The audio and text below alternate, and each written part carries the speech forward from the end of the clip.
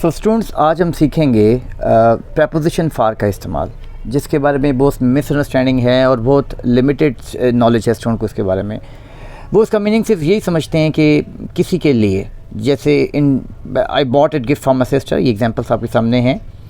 I am making dinner for the family, मैं family के लिए डिनर बना रहा हूँ। तो इसका इस्तेमाल नॉर्मली यही समझा जाता है, इसका मीनिंग कि इसका मतलब होता है के लिए।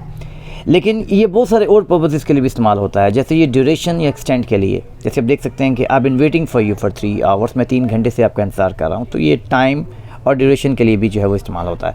आई am going on a vacation for a week, मैं वीक के लिए वेकेशन जा रहा हूँ। तो ये टाइम और ड्यूरेशन के अलावा भी पर्पज़ और इंटेंडेड यूज़, जैसे this tool is for tightening screws, कि ये जो टूल है वो स्क्रू को टाइट करने के लिए इस्तेमाल होता है, मकसद के लिए, उस पर्पज़ के लिए। The new policy is for improving customer service, कि नई पॉलिसी जो है वो कस्टमर की सर्विस को इम्प्रूव करने के लिए है, पर्पज़ के लिए।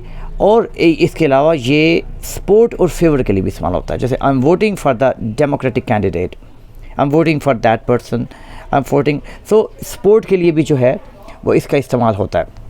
तो जैसे I am voting for the democratic candidate, जो आपको पहले बताया है, किसी को, किसी भी पॉलिटिकल पार्टी को या किसी को सपोर्ट कर रहे हो, उसके लिए भी फॉर का इस्तेमाल होता है। I am rooting for the underdog team, कि मैं अंडरडॉग टीम को सपोर्ट कर रहा हूँ, फेवर कर रहा हूँ। तो ये भी इसका एक इस्तेमाल है। और एक्सचेंज और सब्सटीट्यूशन, ये इस्तेमाल बहुत इंपॉर्टेंट है और उसका बहुत ज़्यादा इस्तेमाल किया जाता है। जैसे आप कहते हैं कि I traded my old phone for new phone, कि नए फ़ोन के बदले मैंने पुराने फ़ोन को ट्रेड किया, एक्सचेंज किया उसके बदले। I will give you 3 for 2, कि मैं तुम्हें जो है वो 2 बुक्स के बदले 3 दूंगा। इसका मतलब है ट्रेडिंग हो रही है, इन एक्सचेंज ऑफ, के एवज के बदले में। ये बहुत कॉमन यूज़ है फॉर का।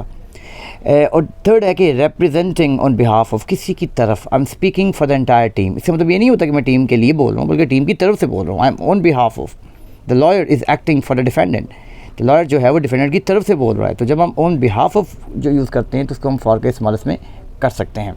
उसका मतलब ये नहीं होता लिए, इसका मतलब ये होता है कि उसको रिप्रेजेंट कर रहे हैं आप।